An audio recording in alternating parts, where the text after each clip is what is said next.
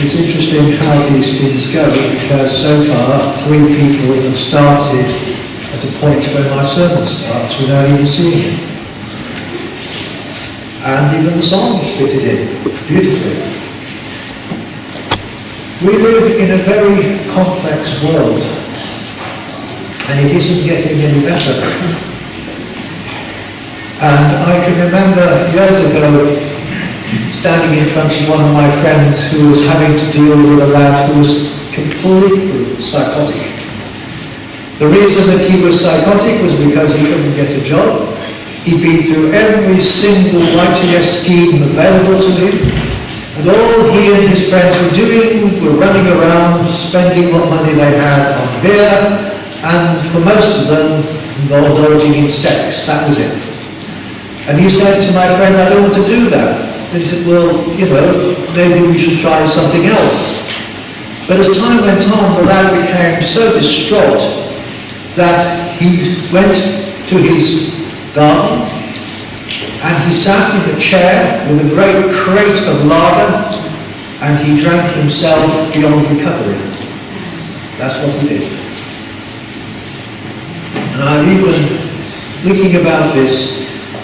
There was an article in the 1980s pointing out that every day a teenager either attempted or succeeded in committing suicide. Self-harm, self-hurt of children by themselves is not something that is new. It's something that you can find in the 1970s, the 1980s, the 90s, and even up to today. It's no good just blaming the internet. This was before the internet was invented. And the reason for this, I started to realize, is because eventually, as you look at life and as you look at the world around you, and you see these things, you begin to wonder whether it's really worth it. Is it worth it? Why not bump yourself off?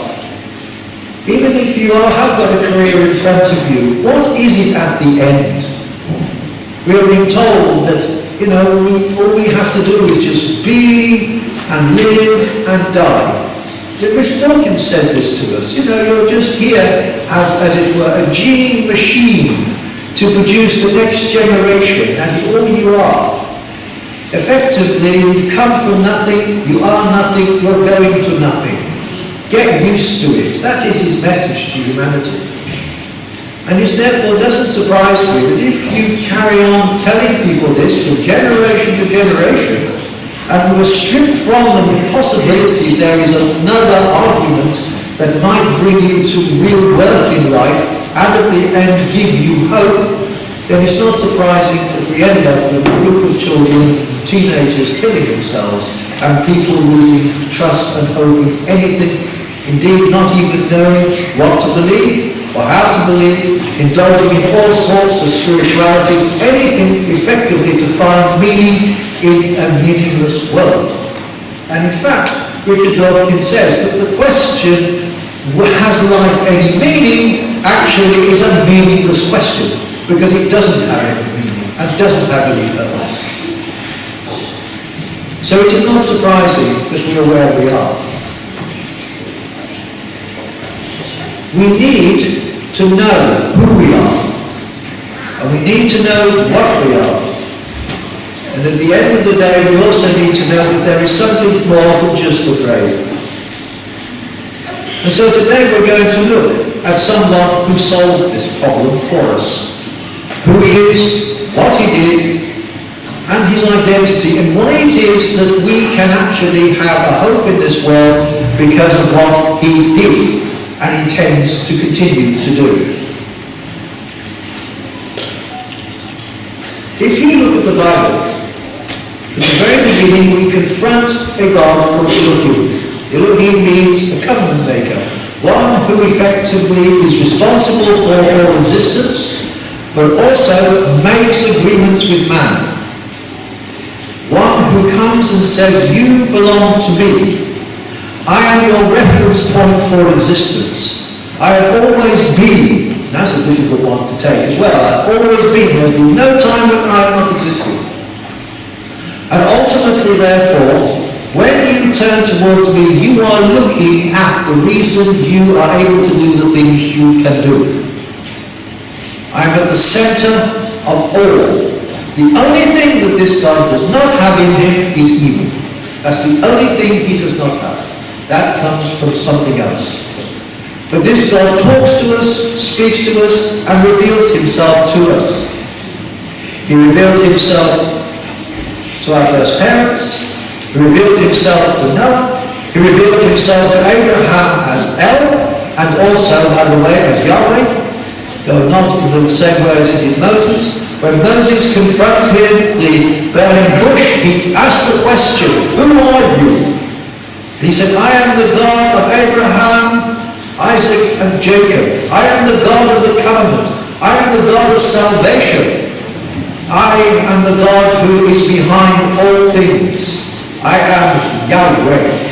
And Yahweh is the Hebrew word for the continuous tense of the verb to be. In other words, I am the ever-present one and the one who has always been. And the question then comes, well, that's all well saying that, but what are you going to do about my people in bondage, in Egypt? Well, what I'm going to do, I'm going to bring them out. And I'm going to show you exactly how powerful I really am. And the first thing we'll start with is dealing with the God of the River Nile to show how impotent the gods of the world are, the gods of Egypt are. So when you read through the Exodus story, we're looking at a God who overpowers everything to show that every contending deity, every contending philosophy falls before the power of this God. And in the end, as the Jews put the toll in the final moment to put blood on the lintel and down the post of a lamp, that they would stand under the blood. The angel of death and judgment passed over Egypt, and only Egypt was touched. They, standing under the covenant blood, survived the judgments of God because they have all the judgments of God on their favor, on their side. They could not lose as long as they stayed under it.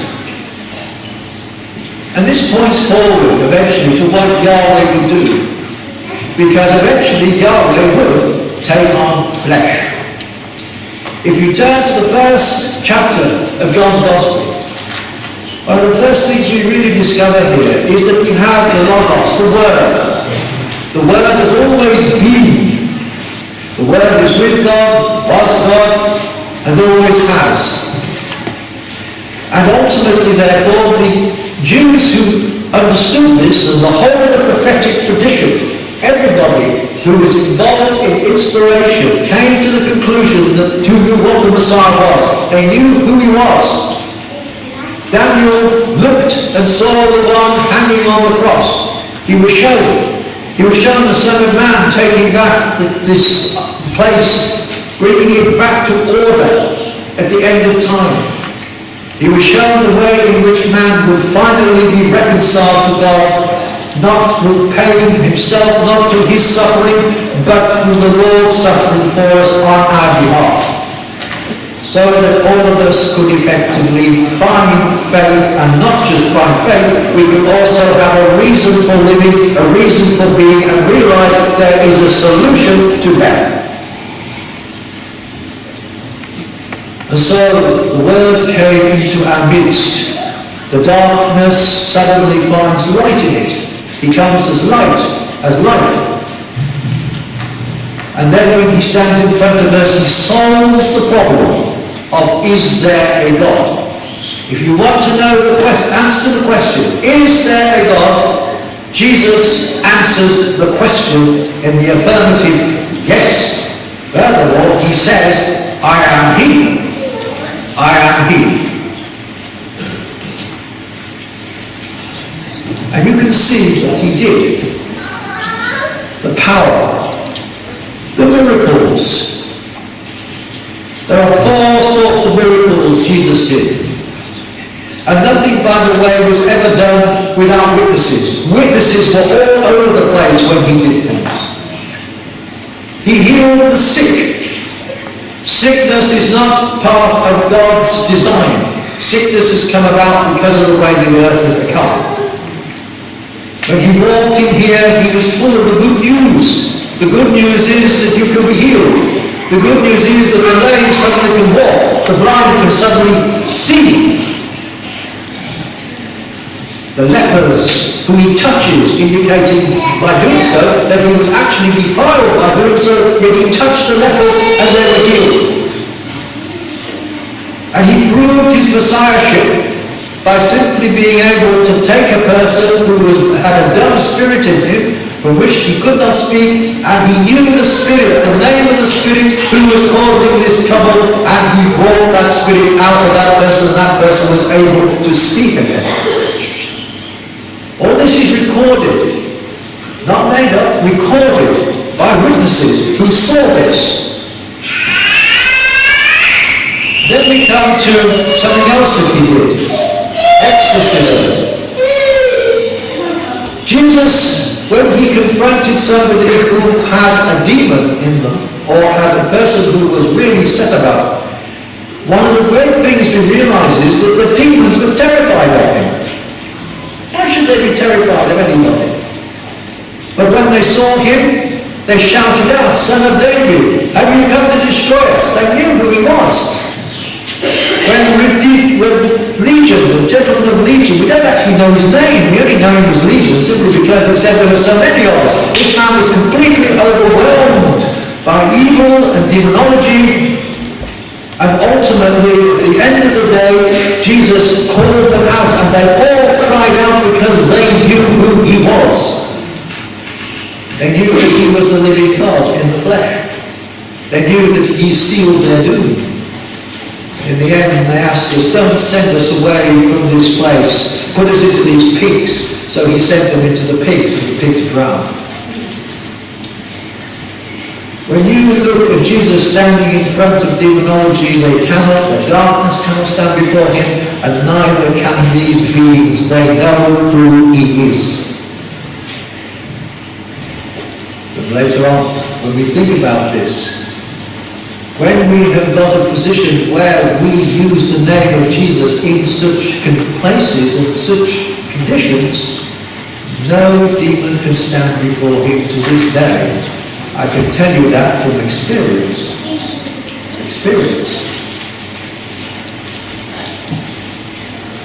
You also have power of nature. Extraordinary situation. Fed the 5,000, fed the 4,000, stood in the middle of a boat to calm the storm. In the Greek, the word he used to the storm was bimosol, as if there was something inside the storm that needed dealing with. It wasn't just an ordinary storm. He was addressing it as if there was an intelligence behind it. And he could not stand before him, and the storm stopped. They said he could walk on water. They saw him walk on water. They saw him do all these things. But one of the greatest things they saw him do was to raise the dead. There are 3 occasions when Jesus raised the dead. One was the daughter of Lazarus, who was actually a lady who had just died. Jairus' daughter. She just died, and he brought her back to life. The other was the widow of Nain, whose son had been dead for over 24 hours. She saw him bring her son back to life and give him back to her. And then we have the most remarkable of all, where he stands in front of Martha and he says, "I am the resurrection and the life." Well, anybody can say, "I am the resurrection and the life," and then walk down the road. But he was standing there telling her, "If you believe in me, your brother will rise again." And she says to him, "Yes, we know about the resurrection at the end of time. We know he will rise again." He said, "No.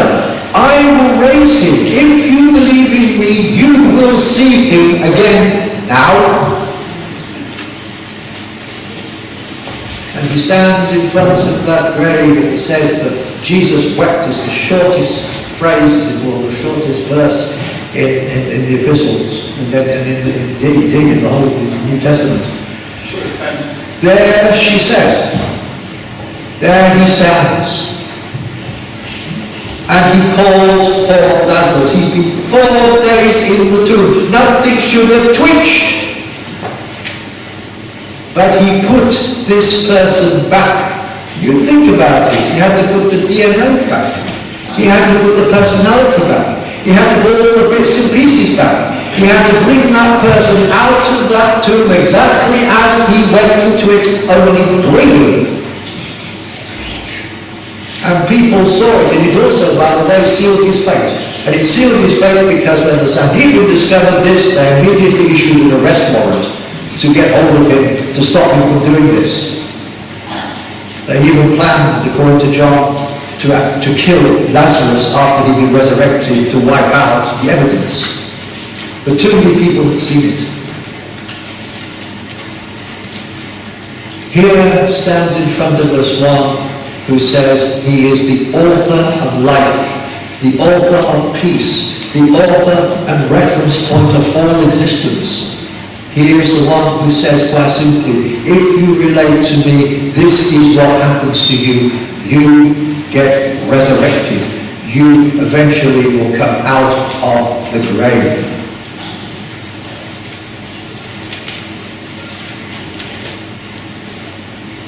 It's interesting also because by doing this, you also did something for humanity, which was even more. The human race is doomed before God. It's amazing, really. Strangely enough, the Bible teaches us this is the problem with the human race. We are born sinners, we are born in sin, as it says, born fallen. We have a real problem. One of the reasons why we have a world like it is and why we're crying out for a Messiah in this world, or someone to save us from the horror going on in this world, is simply because man in his fallen condition just can't do it. He's tried it. You think of all the schemes that we've used. You think of all the education that we've done. You think of all the things of trying to get people not to kill each other, not to go and knife each other, not to go and shoot each other. All these things together. And yet every one of them, to a certain degree, has failed to actually bring people to the realization of the worthiness of themselves and the worthiness of life. It's very difficult for us to do this. And even when we have managed to get people into a position where they're doing something worthy, we still haven't solved the issue of where we're from and where we're going and whether indeed there is any hope beyond this life. Jesus brings us hope.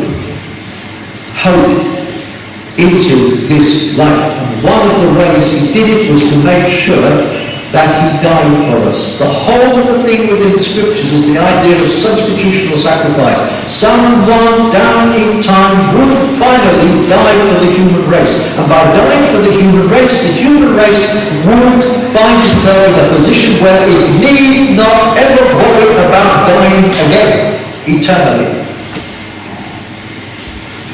And we come to the cross. We come to the one who shed blood, and this is why the Hebrews in Egypt put blood and were told to put the blood of the lamb down on their side, because they were standing under the blood of the one effectively pointing towards he who would die on the cross and whose blood would cover the whole of the community, and he would make reconciliation between himself for us and the Father on our behalf, so that we would no longer have to fear death, fear judgment, fear anything. The central core of the gospel is quite simply that you don't have to fear anything if you are in Christ. That you don't have to worry about whether anything's coming at you simply because you are an acquitted person in Christ. And by being acquitted, you can live your life in him and within him with absolute certainty that you will rise in the resurrection of the just, because he has sealed it and he has made it. And what he says to the world is simply this: if you people out there really want to find out where life seriously has any meaning, you need to come to him. If you want to find out what at the end there is, you have to come to him. It's no good going to anybody else. No matter how many times you go to other people, other spiritualities, or how many times you hear the many contending voices, there's only one person who rose out of the grave on our behalf. And there's only one person who died for us, and there's only one person who covers us, and there's only one person who will return to resurrect us again. Rise us up. Give us means. Give us power. Give us a sense of being again and a sense of purpose in a world that is worthy to live in, because that is what he promises. There is a form of globalism that is false, and there's a form of globalism that is true. Jesus' globalism is quite simple. There is no Jew or Gentile. There is no male or female. There is no bond or free. All humanity, everybody is one in Christ. Because we are all included in him, we effectively therefore have life. Because we are all included in him, we effectively can overcome death. Because death cannot touch us. Everybody is in him. He died for everybody, that they may see life at the end. And he also came to show us the love of God.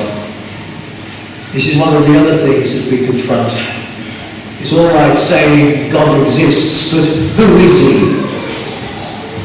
You know, I get that. Of course, my friends, I have atheist friends, you see, and I meet with them. We have very interesting discussions. But when it comes down to it, it's all right, John, you're talking about God, but who is he? You know, and if he does exist, of what value is he to me? Does he exist out there? Is it like Aristotle, for example, said that God existing all right, but he's out there, he has nothing to do with you. The Hebrews, on the other hand, said, yes, we know God exists, he speaks to us. And you can see the Greeks said, impossible, God can't speak to anybody. Yes, he can, says the Hebrews. Not only that, he works throughout our history. We can see him. We believe in providence and movement and the things of God, and you will eventually see exactly what God is going to do. And my friends are sitting there and they're saying quite simply, well, in that case then, if God exists, and if you can demonstrate that God exists because you look at the complexity of nature, and you look at all the things around us, what sort of God is he? I said, he's a God of love. He's a God who desires every single person in the world to have life. He's a God who effectively has done everything he can to make sure that every single human being can rise in the resurrection of life. He's done everything he can. And he will touch in all sorts of directions to bring people to that, however low they are or whatever they have done. It's interesting when you listen or read the paper that I used to get at one time from this place, and it actually was to do with the Alpha Course, and the Alpha Course is used in prisons, and there was one of the most violent criminals, incredible, violent criminals. In fact, he was so violent they used to have to use 3 or 4 guards to get him into the cell. And he used to swear at them and shout at them and goodness knows what else. And then one day, because they got free tea and biscuits, he decided to join an Alpha Course. He didn't join an Alpha Course to become a Christian. He didn't believe in any of that nonsense. What he joined the Alpha Course for was to get out of the cell. So he joined it. And gradually, as time went on, he persevered with this because, he liked his tea and biscuits and his cake. And then one day he became aware of a presence in his cell.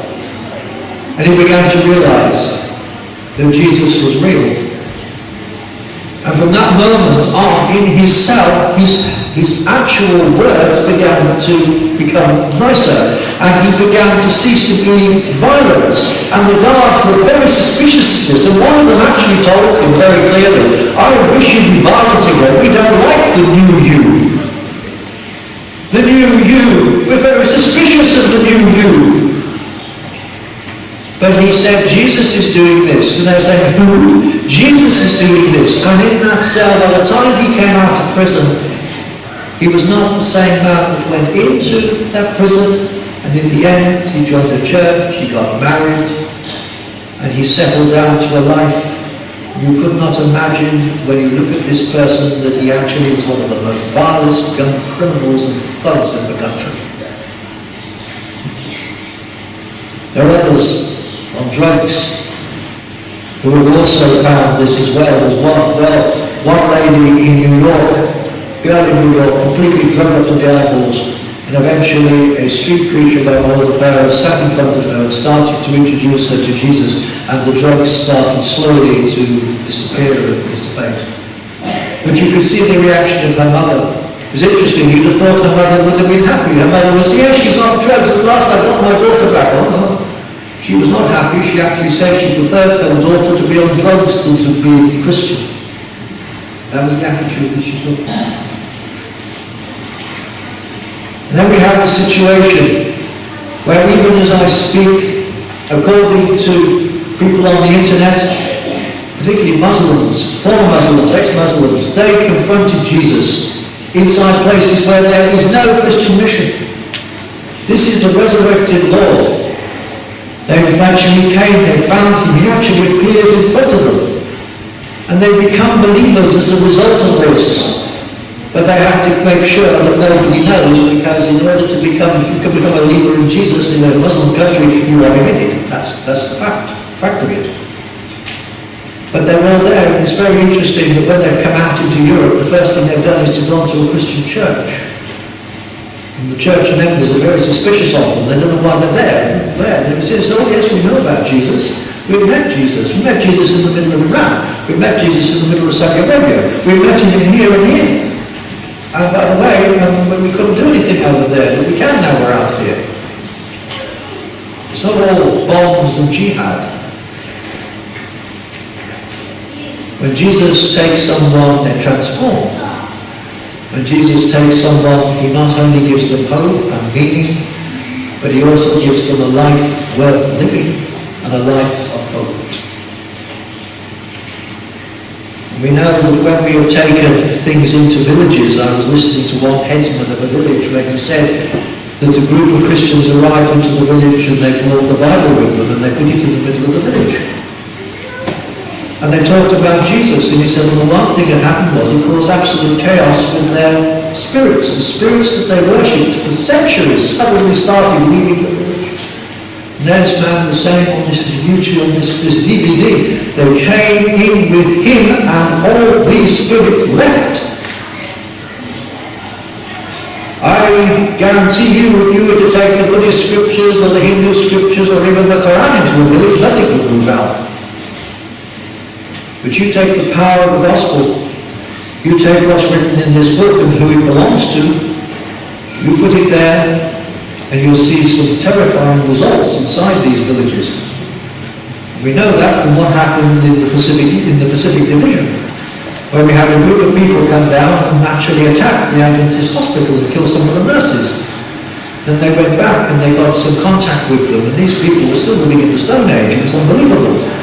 And so the person, who probably some of you already know from Ron Hall, he gave this fellow a Bible. Couldn't possibly read it. It was all written in English. He took the Bible back into the village, and about 3 or 4 weeks later, he said they came down and all huddled. They wanted to know what was in it, because all their ancestral gods were leaving the village. The village was being cleared. The power of Christ, the power and the proof of the resurrection, the power that he is still with us. And those who have gone through this know this, even if the rest of the world does not. John tells us this: he was in the world, and through the world was made through him. The world did not recognize him. That's all the world. He came to that which was his own, which was the Jews who had the great revelation. But his own did not receive him. Yet to all who received him and those who believed in his name, he gave them the right to become children of God. Go back again to become effectively children of the living Lord. Children not born of natural descent or of human decision or of a husband's will, but born of God. Here is the good shepherd, the beautiful. And the Word became flesh and dwelt among us. And he says, we have seen, we are witnesses in other words, we have seen his glory, the one and only, who came from the Father, full of grace. Grace is unmerited favour placed on your side so that you don't have to worry about working for salvation. Hopeless, it's given to you. And truth, for he is the truth. John testifies to him concerning this. And he goes on to point out this, from the fullness of his grace we have received every blessing one after another. For the law came through Moses, but grace and truth came through Jesus Christ. No one deceived God but the one and only, the Son. Jesus never had a vision of God. He knew who God was. He knew his power and his strength. And he knew who the Father was, and he was one with the Father, but he has always been. Here is the world of eternity standing in front of us. So my friends, we stand on good ground where this Lord is concerned. He not only works through history of the past, but also in the present. He not only exists in the past, but he has moved down through history to this day. And he's still with us, and he still calls people to him, and he's still giving us the benefits of what he did in his offer. For he is indeed the reference point of all existence. He is indeed our Creator King. And we should worship him with joy and freedom and the love and the power that he has given us, that flows from such a God. Amen.